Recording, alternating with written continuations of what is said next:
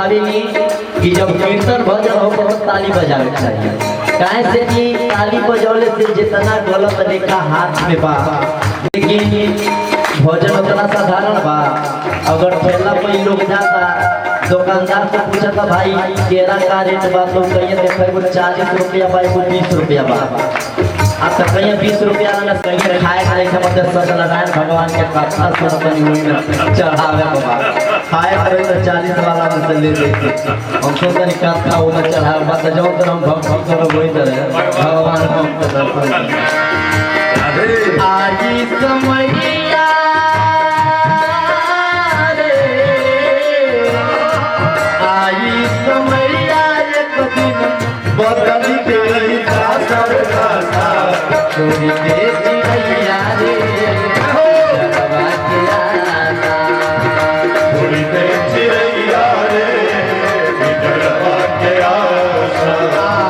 आई बुढ़ापा एक दिन, आई बुढ़ापा एक दिन बदल जाई भाषा।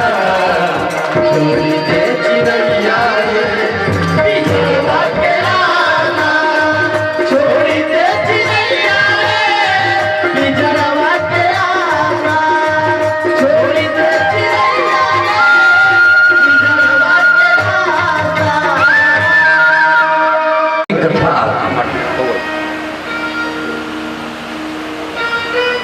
एक समय की बात है, व्यास जी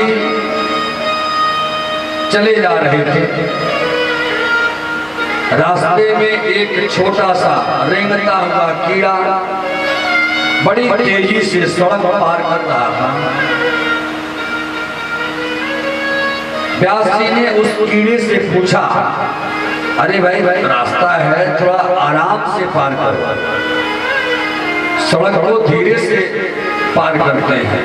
जगह जगह लिखा रहता है, बोर्ड लगा रहता है धीरे चल, कृपया सावधान रहें, धीरे चल। व्यास जी ने उस कीड़े से कहा, ये सड़क है, मार्ग है, इस पे थोड़ा आराम से चलो। उस कीड़े ने कहा, महाराज अभी भी कोई गाड़ी आएगी और मुझे कुचल देगी, मैं मर जाऊंगा, तब इसका जिम्मा कौन लेगा? व्यास जी ने कहा, एक तुच्छ जीव, ध्यान दीजिए कितनी बड़ी विषय है, एक तुच्छ जीव, तुझे भी मरने का भय है, जो संख्या शून्य है, तुझको भी मरने का डर है। उस जीव ने कहा, महाराज चाहे मैं छोटा हूं या बड़ा, जीव तो सबके अंदर है, मौत का भय तो सभी को है। अरे चींटी अपने पांव भारी है, हाथी अपने पांव भारी है।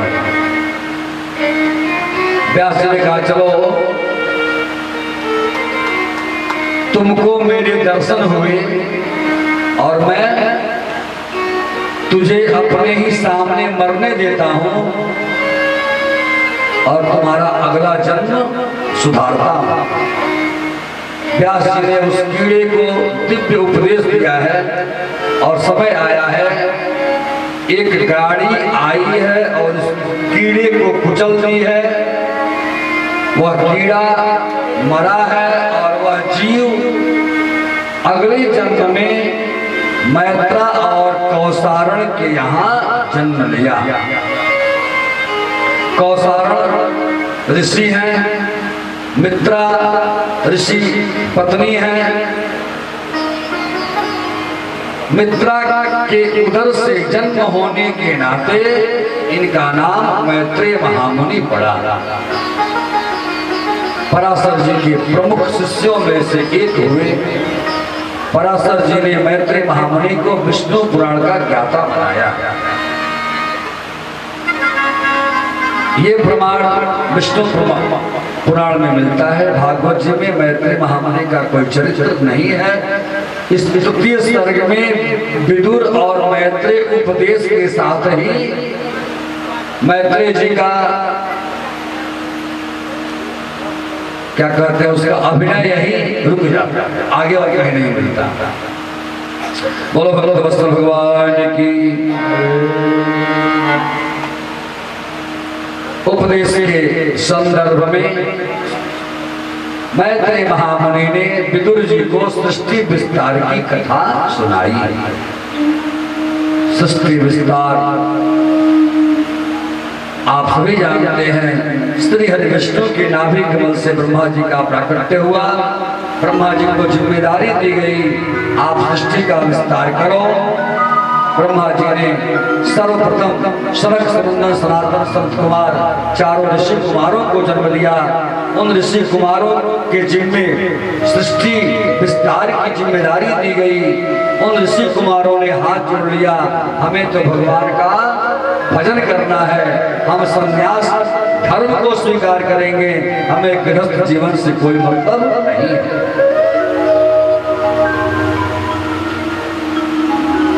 पुत्रों के इस तरह की बात को सुनकर के ब्रह्मा जी को क्रोध हुआ है और क्रोध के अंश से रुद्र का प्राकट्य हुआ, भगवान शंकर का प्राकट्य हुआ।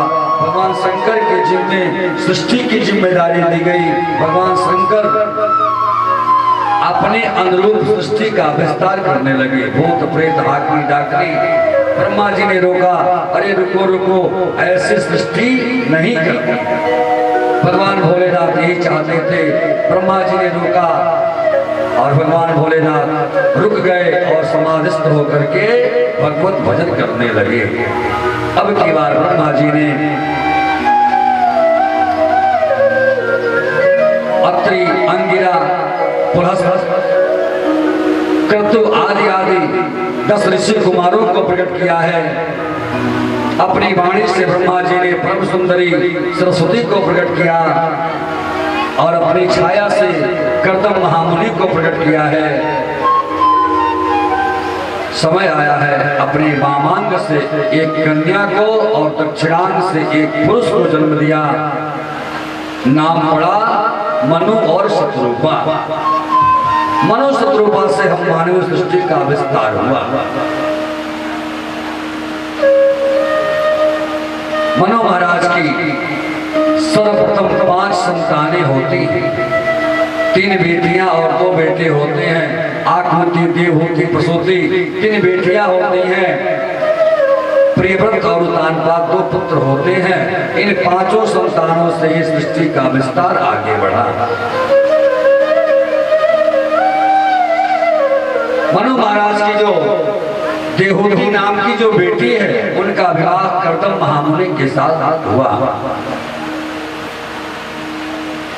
कर्दम महामुनि तपस्वी है। कल हमारे मुख्य यजमान जो है इस महायज्ञ के, हमारे प्रहलाद भाई, कल इन्होंने इस बात को निवेदन किया कि महाराज जी वो कथा कहाँ चली गई। हमने पूछा भैया कौन कथा? अतरे हुए एक जन ऋषि ब्याह के लिए समाधिस्थ हो गई। हमने कहा भैया होती और कर्दम महामुनि की प्रसंग है। कर्दम महामुनि विवाह करना नहीं चाहते, विवाह करना नहीं चाहते थे। आजकल के भी नौजवान विवाह करना नहीं चाहते, लेकिन केवल इससे ऊपर नहीं कहते हैं और भीतर तो लड्डू फूटता है कब विवाह हो जाएगा। लेकिन कर्दम महामुनि उसमें के नहीं, तपस्वी हैं। स्वयं श्री हरि नारायण ने कर्दम को आदेशित किया, कर्दम तुम विवाह कर, मैं तुम्हारे घर पुत्र के रूप में आऊंगा। कर्दम महामुनि ने विवाह स्वीकार किया। एक ही शर्त पर, मुझे एक संतान हो जाएगी और मैं घर गृहस्थी का त्याग कर दूंगा। विवाह संपन्न हुआ। कर्दम महामुनि देवहूति मैया को ब्याह करके अपने घर लाए हैं। घर लाते हैं और स्वयं तपस्या में लीन हो जाते हैं, स्वयं साधना में लीन हो जाते हैं। अब बेचारी देवहूति क्या करे? नई नवेली अपने माता पिता को छोड़ के आई है। घर में और कोई सास ससुर है नहीं, ना ही कोई जेठानी है, ना ही कोई छोटानी है, अकेले सिर्फ करदम है और देहूती है। करदम तपस्या में लग गए, अब बेचारी देहूती क्या करे।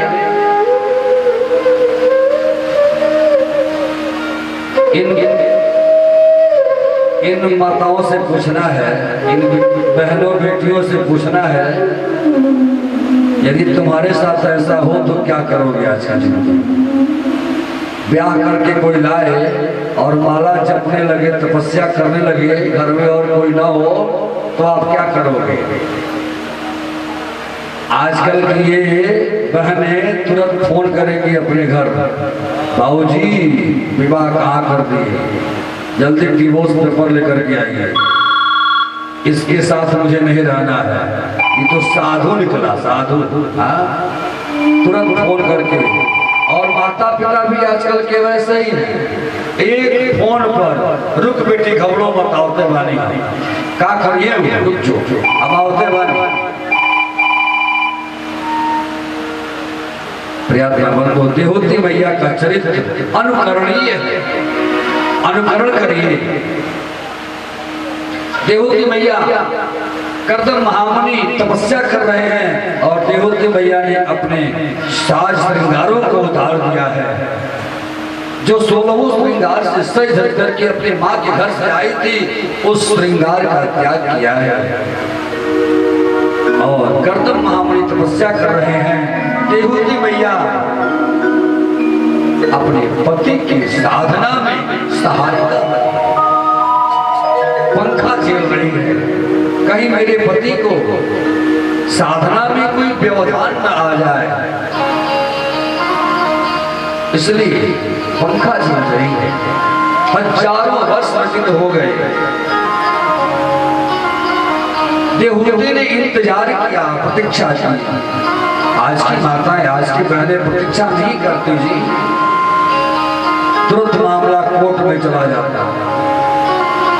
देहूती मैया ने प्रतीक्षा किया, हजारों वर्ष व्यतीत हो गए। एक और प्रसंग स्मरण में आया, उसे बता दूं।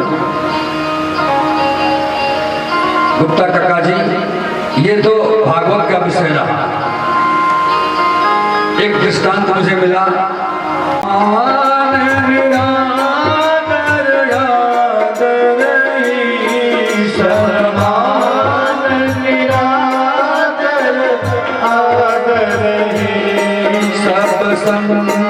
सुखी विचरत नहीं, जब सुखी विचरत नहीं, सब शांत सुखी विचरत नहीं, सब सुखी विचरत नहीं। संतों का स्वभाव मान और अपमान दोनों को समान समझ करके स्वतंत्र भाव से विचरण करे। हो गए भाव से पार लेकर नाम तेरा, हो गए भाव से पार लेकर नाम तेरा, नाम तेरा प्रभु नाम तेरा, नाम तेरा प्रभु नाम तेरा, नाम तेरा प्रभु नाम तेरा, नाम तेरा प्रभु नाम तेरा। हो गए भाव से पार लेकर नाम तेरा, लेकर नाम तेरा, हो गए भाव से पार लेकर नाम तेरा, हो गए भाव से पार लेकर नाम तेरा।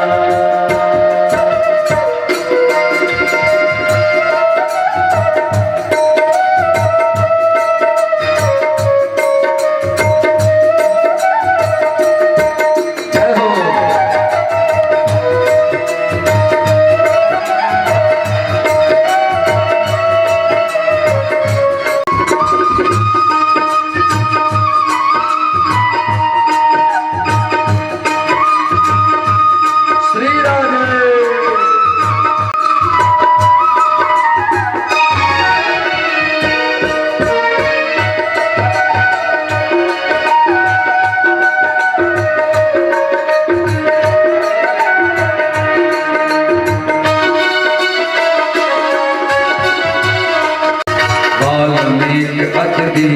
दुखी था, वाल्मीकि अति दीन दुखी था, वाल्मीकि अति दीन दुखी था, वाल्मीकि अति दीन दुखी था, बुरे कर्म में सदा लीन था, बुरे कर्म से सदा लीन था, बुरे कर्म में सदा लीन था, बुरे कर्म में सदा लीन था।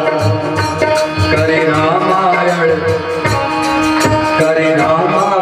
तैयार लेकर नाम तेरा, रामायण तैयार लेकर नाम तेरा, करे रामायण तैयार लेकर नाम तेरा, नाम तेरा प्रभु नाम तेरा, नाम तेरा प्रभु नाम तेरा, नाम तेरा प्रभु नाम तेरा, नाम तेरा प्रभु नाम तेरा, हो गए भव से पार, हो गए भव से पार लेकर नाम तेरा, हो गए भव से पार लेकर नाम तेरा, हो गए भव से पार लेकर नाम तेरा। बोलते भक्त वत्सल भगवान की जय हो। मनु महाराज की 5 संतानें, कौन कौन? 3 बेटियां और 2 बेटे। एक बात बताऊं, क्योंकि बातचीत नहीं संवाद है, ये मनोरंजन का विषय नहीं है, ये ज्ञान का विषय है, ये मनोरंजन का साधन नहीं, ये मोक्ष का साधन है। इसलिए हर विषय को, हर प्रसंग को अपने जीवन से उतारिए। उतानपाद हर जीव है, हर जीव माँ के गर्भ में उतानपाद ही रहता है, पैर ऊपर रहता है, और माँ के गर्भ में भगवान की भक्ति कबूलता है, लेकिन बाहर आता है तो ये अपने अनुसार चलने लगता है। हर जीव के पास 2 पत्नियां हैं, सुनीति और सुरुचि। शास्त्रोक्त आचरण करना ही सुनीति है। जो मति शास्त्रोक्त आचरण करती है, यदि यह जीव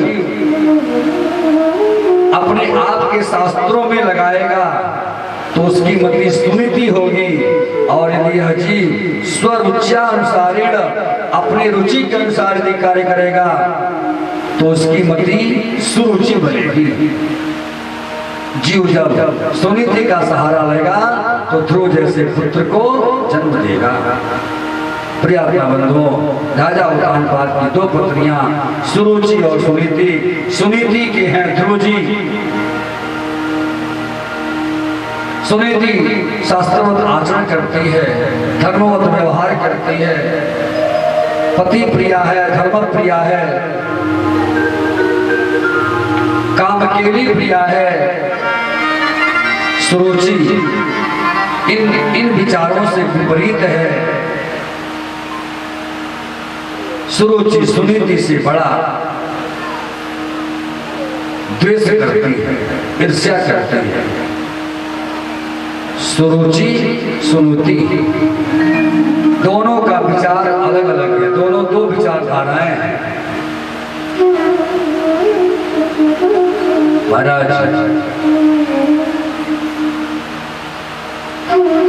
जहां सुरुचि है वहीं बुद्धि कुमति हो जाती है, और जहां सुनीति है वहीं बुद्धि सुमति हो जाती है।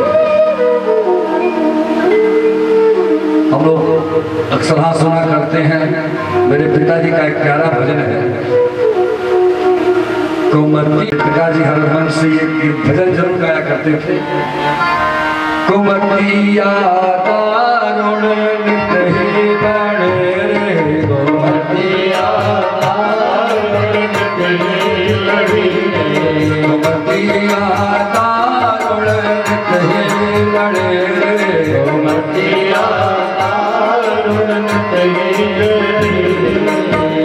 ही लड़े रे, रोजो लड़े रे, नित ही लड़ी रे, रोजो लड़ी रे, नित ही लड़े रे, नित ही लड़े रे, नित ही लड़े रे, नित ही लड़ी रे, रोजो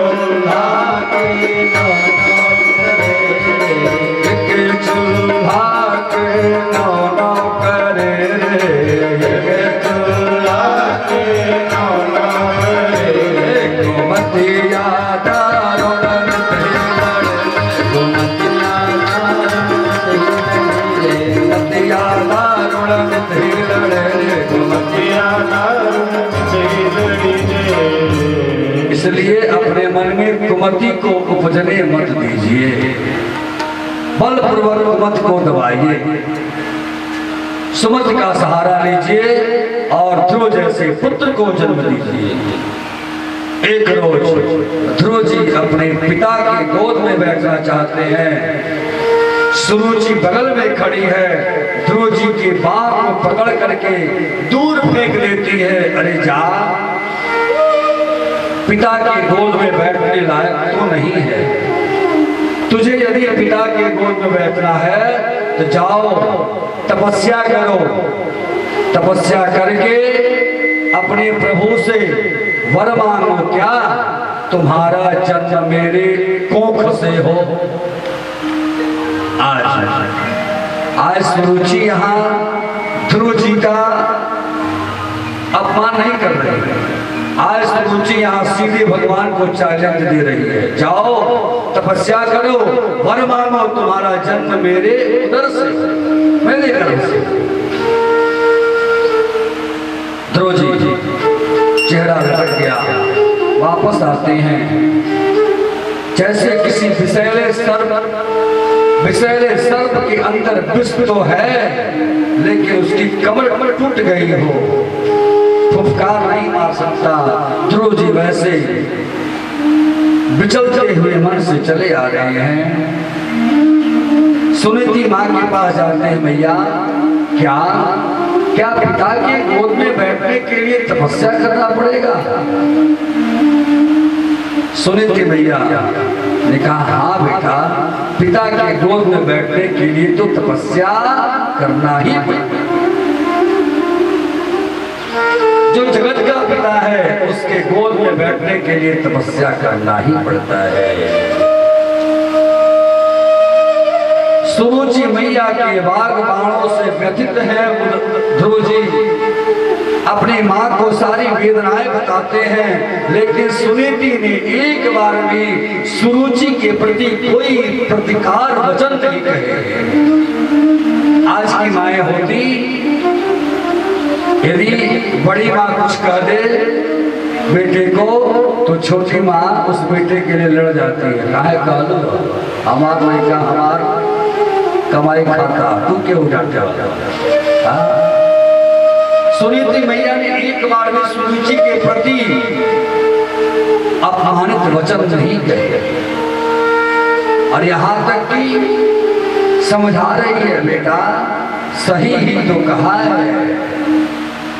पिता के गोद में बैठने के लिए तपस्या करना ही पड़ता है, पिता को पहचानना पड़ेगा। मिलेगा कहाँ? ध्रुव जी पूछते हैं, वो मिलेगा कहाँ? सुनीति भैया कहते हैं, बेटा मैंने तो बस इतना ही जाना है। क्या?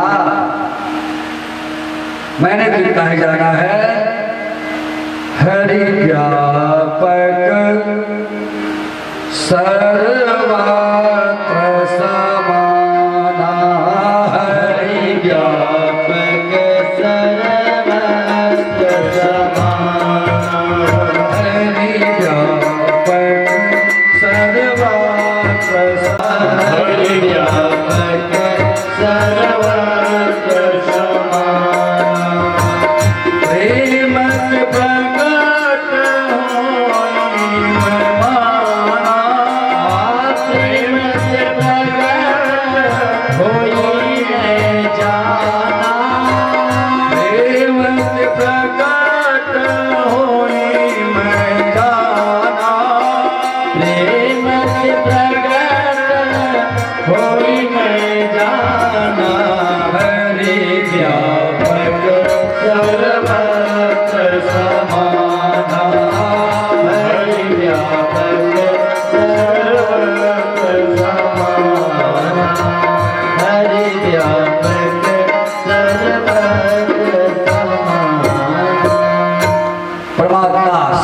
व्याप्त है, बस आपको अपना संबंध जोड़ लेना है। सुनीति मैया ने दिव्य उपदेश किया है। आज पंचवर्षीय ध्रुव निकल पड़े हैं तपस्या की ओर। रास्ते में नारद जी से मुलाकात होती है। नारद जी ने द्वादशाक्षर मंत्र दिया है ध्रुव जी को, और ध्रुव जी द्वादशाक्षर मंत्र लेकर के तपस्या में लग गए। ओम नमो भगवते वासुदेवाय, ओम नमो भगवते वासुदेवाय। तपस्या प्रारंभ हो गई। अन्न जल का त्याग किया। 5 वर्ष का ध्रुव कठिन तपस्या कर रहा है। पहले महीने की तपस्या देखिए, त्रिरात्रांते कपित्थ पद्रासनम। 3 दिन पर कभी एक बार फल फूल खा लिया करते हैं, 3 दिन पर एक बार। आज के परिवेश में हम लोग भी व्रत करते हैं, संसार के सभी लोग व्रत करते हैं। अब देखिए कल एकादशी है, कल एकादशी व्रत है। सब लोग जो लोग एकादशी का व्रत करते होंगे करेंगे, लेकिन फलहार की व्यवस्था आज में से भले शुरू हो गई। आज हमारे भंडारी जी पूछे हैं कल एकादशी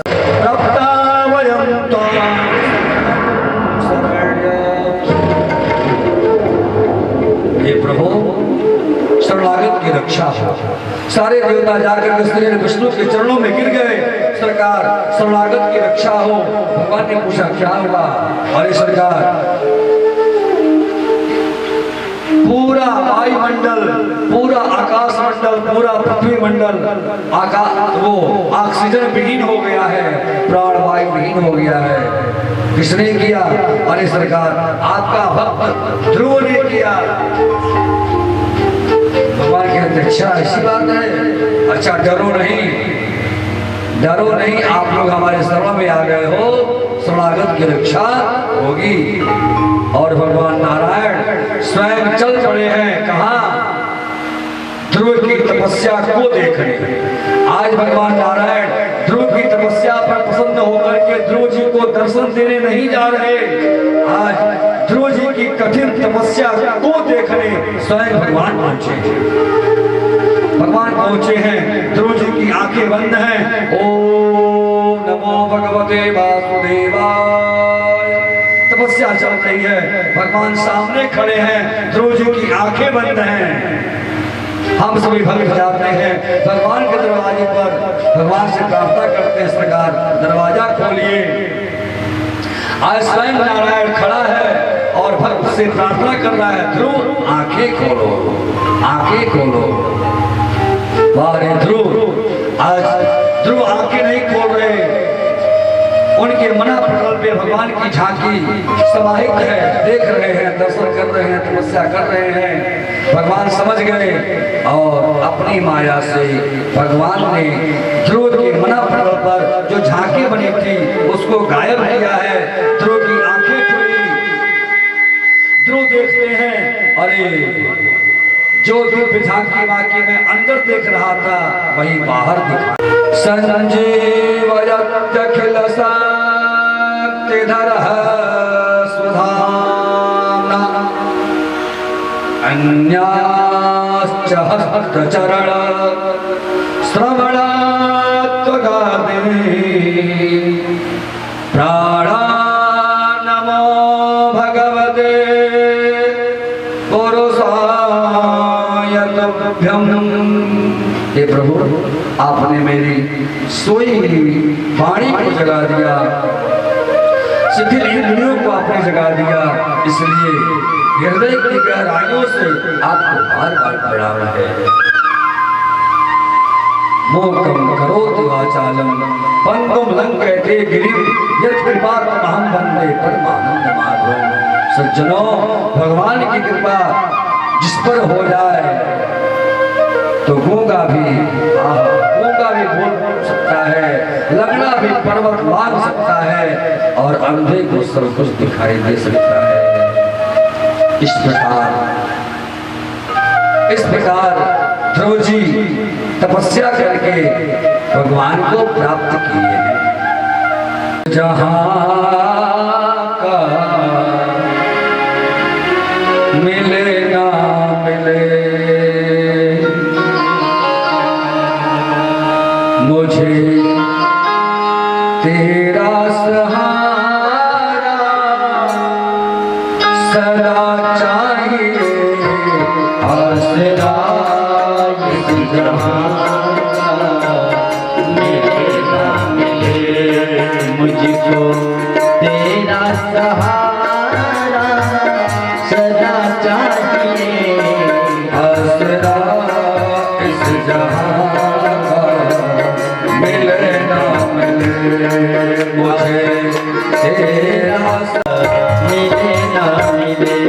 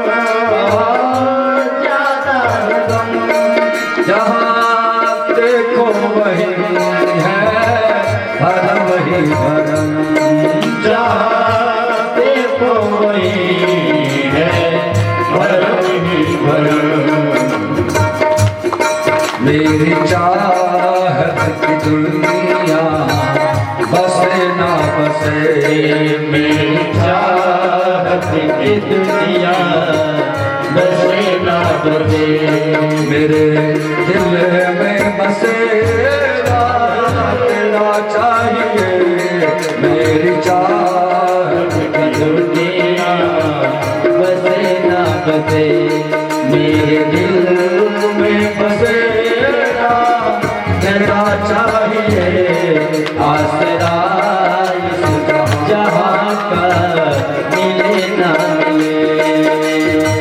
सवरिया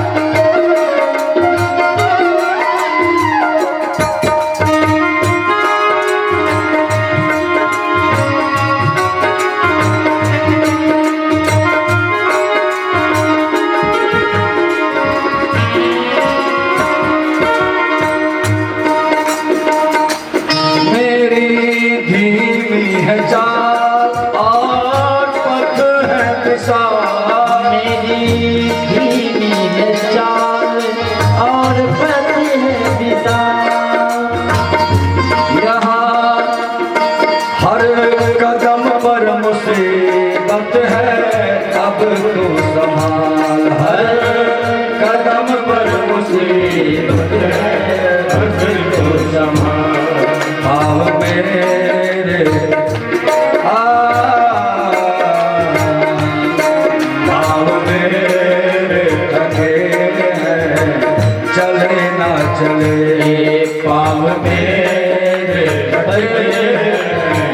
चले ना चले मुझे तेरा सहारा सदा चाहिए आसरा इस जहां का मिले ना मिले मुझको तेरा सहारा सदा चाहिए आसरा इस जहां का मिले ना मिले। चांद तारे पलक पर दिखे ना दिखे, चांद तारे पलक पर दिखे ना दिखे।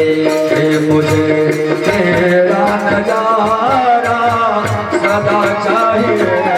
चांद तारे पलक पर दिखे ना दिखे, मुझे तेरा नजारा सदा चाहिए।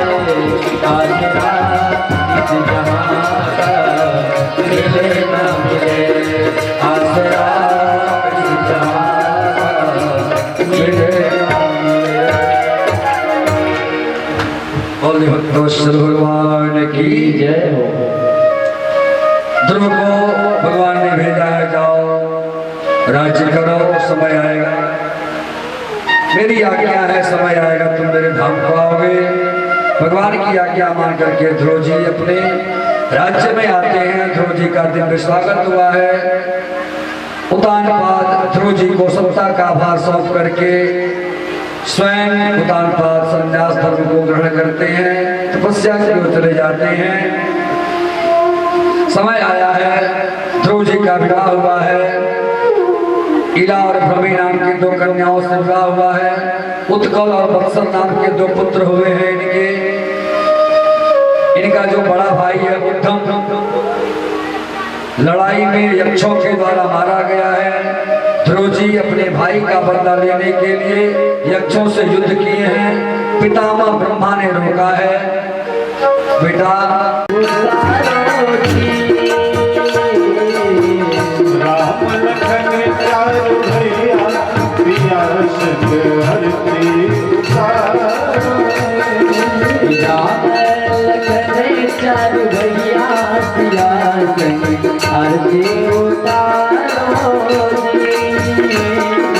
राम लखन चारों भैया सिया संग आरती उतारो रे। दूसरिया नती गोसल में होला,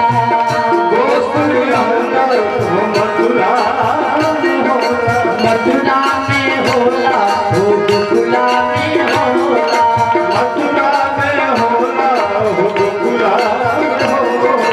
मुरली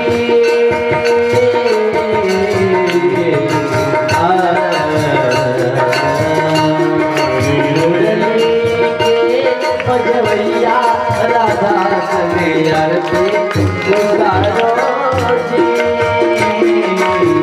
मुरली के बजवैया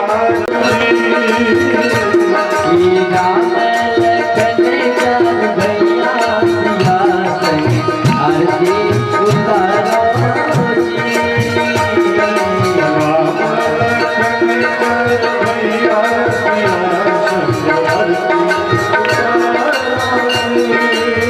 तीसरी आरती कैलाश पर होला, कैलाश पर होला, हो पर्वत पर होला।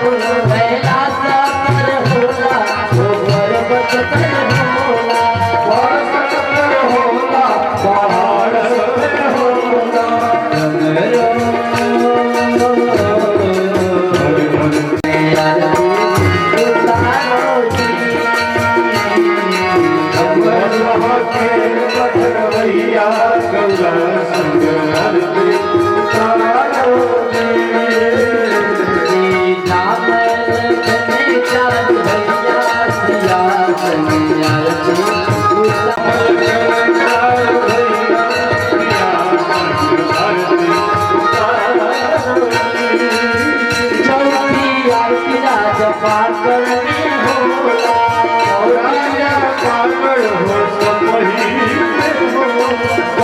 राजा पागल हो सब होला।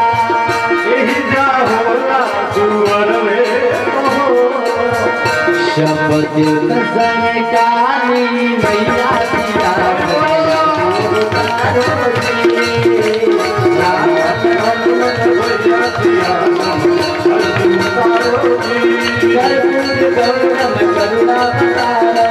संसार सारा